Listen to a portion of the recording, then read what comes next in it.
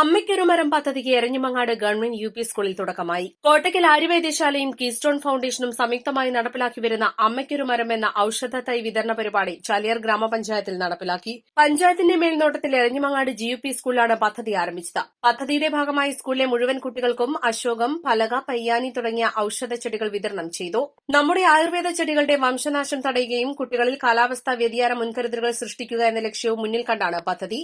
ഭാവിയിൽ ചാലിയാർ പഞ്ചായത്തിനെ ഒരു ഔഷധ ഗ്രാമമാക്കി തീർക്കുകയാണ് പദ്ധതിയിലൂടെ ലക്ഷ്യം വെക്കുന്നത്. ഗ്രാമപഞ്ചായത്ത് പ്രസിഡന്റ് പി മനോഹരൻ ഉദ്ഘാടനം ചെയ്തു. Ward member P T Usman അധ്യക്ഷത വഹിച്ചു. പ്രധാനാധ്യാപകൻ വിനോദ് കുമാർ പദ്ധതിയുമായി ബന്ധപ്പെട്ട കാര്യങ്ങൾക്ക് സ്കൂൾ തല നേതൃത്വം നൽകി. വികസനകാര്യ standing committee chairman Thoniyil Suresh, PTA president CB Mujeeb, Shanavas Kalathil, keystone പ്രതിനിധി ശ്യാംജിത്ത് പാലക്കയം, കോട്ടയ്ക്കൽ ആര്യവൈദ്യശാല പ്രതിനിധികളായ doctor Sathi, doctor Harikishore, staff secretary Abdul Wahab എന്നിവർ പ്രസംഗിച്ചു. ദേശീയ ഔഷധ സസ്യ ബോർഡിന്റെ ധനസഹായത്താലാണ് പദ്ധതി നിർവ്വഹണം. East Live, Nilambur.